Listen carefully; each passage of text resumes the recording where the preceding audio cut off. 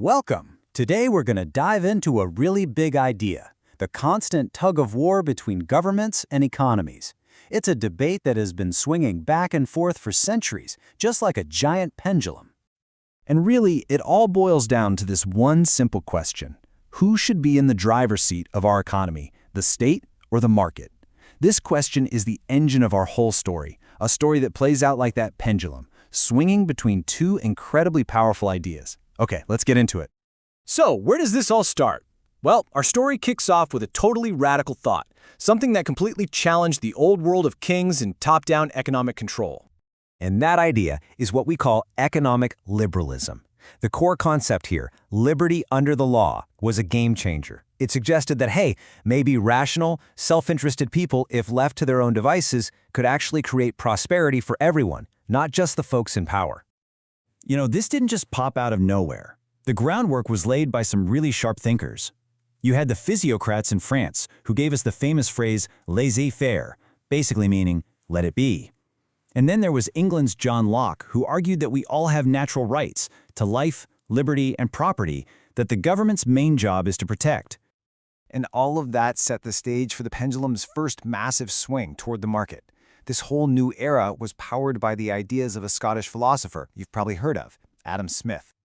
Smith was a huge champion of this laissez-faire idea. He argued against all the heavy-handed government regulation that was common in his time. His most famous concept, of course, was the invisible hand. It's this almost magical idea that when individuals all chase their own self-interest, competition somehow channels all that energy into what's best for society as a whole. But here's the thing. Smith wasn't some wide-eyed optimist. He knew what people were like. He famously warned that if you get a bunch of businessmen in a room, they're probably going to end up trying to rig the game in their own favor. And this wasn't just some abstract theory. It had massive real-world consequences. Just look at what happened in Britain with the Corn Laws. For years, these tariffs protected rich landowners, but made food crazy expensive for everyone else. Public pressure built and built, but it was the tragic Irish potato famine that finally forced the government's hand. In 1846, they repealed the laws, and boom, free trade lowered prices and kicked off a new wave of industrial growth. But, as you can imagine, a completely unregulated market, well, it created its own set of nightmares. We're talking harsh working conditions, huge gaps between the rich and poor, and all of that caused the pendulum to start swinging right back toward the state. So people started to push back. Thinkers like John Stuart Mill came along and said, hold on a second. He argued that the state actually has a responsibility to step in and fix things, to correct these market failures and fight for social justice with things like public education and labor rights. And this idea that what's good for one person can be a total disaster for everyone really hit home during the Great Depression. This is where the economist John Maynard Keynes comes in with his famous paradox of thrift.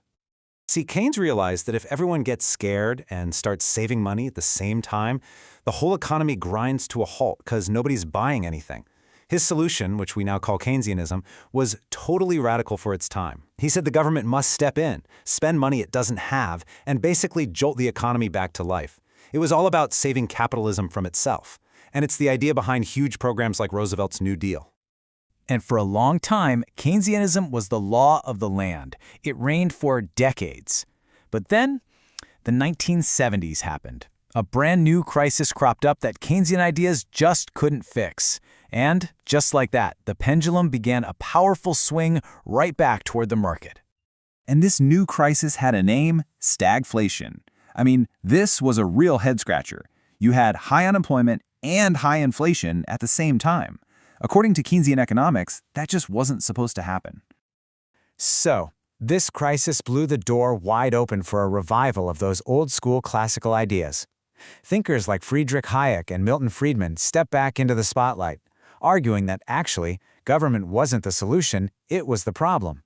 So, in the 80s, you see leaders like Reagan in the US and Thatcher in the UK put these so-called neoliberal ideas into practice. We're talking big tax cuts, deregulation, privatization, and you can see the results right here. Inflation started to fall and the economy started growing again. But, of course, that's not the whole story. There was a downside, a big one. While the economy grew, average worker wages pretty much flatlined, while incomes for the top 1% shot through the roof. It really showed the limits of so-called trickle-down economics. So you might be thinking, is it really just these two extremes, swinging from one side to the other? Well, while the US and Britain were doing just that, Germany was trying something different. And this is where things get really fascinating. The Germans developed this model called ordoliberalism, which is kind of like a third way. Instead of seeing the state as a passive night watchman that just protects property, they saw it as an active referee. The state's job isn't to play the game, but to set the rules and make sure everyone plays fair, preventing monopolies and keeping the competition healthy. It's a subtle but huge difference. Freedom through the state, not just freedom from it. Which, of course, brings us to today. Because, as we've seen, this isn't some simple story where one idea wins and the credits roll. It's a continuous, never-ending cycle of trying to find the right balance. This table really does a great job of summing up the whole journey we've been on, right? We started with the classical era's minimal government, all about creating wealth through freedom. Then we swung to the social era, where the government's job was to fix market failures and aim for fairness. And then we swung back to the neoliberal push for efficiency and growth. It's always this search for the sweet spot between freedom and fairness. And that leaves us with the million-dollar question for our time. As we face these massive, new challenges like climate change and the rise of AI, what's the right balance now? Where does that pendulum need to swing next? The debate is absolutely not over. In fact, it might be more important than ever.